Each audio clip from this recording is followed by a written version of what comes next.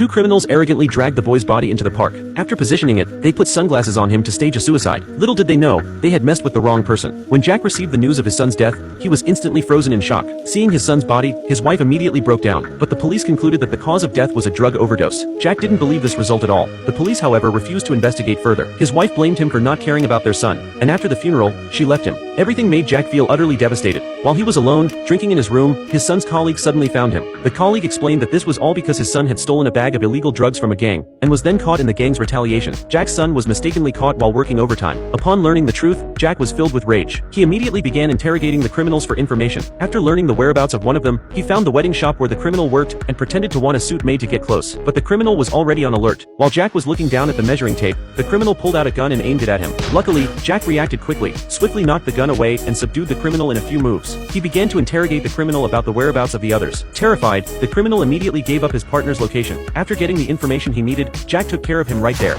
In the dead of night, he disposed of the body in the river. A few days later, Jack tracked down another criminal's location. Seeing the criminal about to leave, Jack quickly took a shortcut to block his path. Jack pretended to be shoveling snow and asked the criminal to stop, but the criminal just threw him a $10 bill and told him to move. Jack punched him, but no matter how hard he tried to get information, the criminal refused to reveal who was behind it. He even insulted Jack's family. Jack, enraged, raised his gun and aimed at him, then destroyed all the illegal drugs in the car. Afterward, he threw the body in the river again. With the trail completely cut off, Jack had no choice but to ask a friend in the gang for help. That's when he learned that the leader was a gangster named Bailey. His friend advised him to back off before things got worse, but Jack was determined to get revenge. On the other side, Bailey noticed that his men kept disappearing, and that he had lost over 10 kilos of illegal drugs. He immediately suspected that a rival gang was involved, so he kidnapped the rival gang leader's son. After intense questioning, the man refused to give up any information. Bailey, in his rage, disposed of him. Meanwhile, Jack hired a hitman to take care of Bailey, but after receiving a $50,000 deposit, the hitman turned around and sold the information to Bailey for $100,000. When Bailey received the tip, he had his men take care of the hitman. He then followed the hitman's information to find Jack's friend. Knowing he couldn't escape, the friend took the fall for Jack and bore the consequences. In the end, he was brutally killed by Bailey. When Jack heard the news of his friend's death, he immediately went to Bailey's son's school and picked him up in Bailey's name.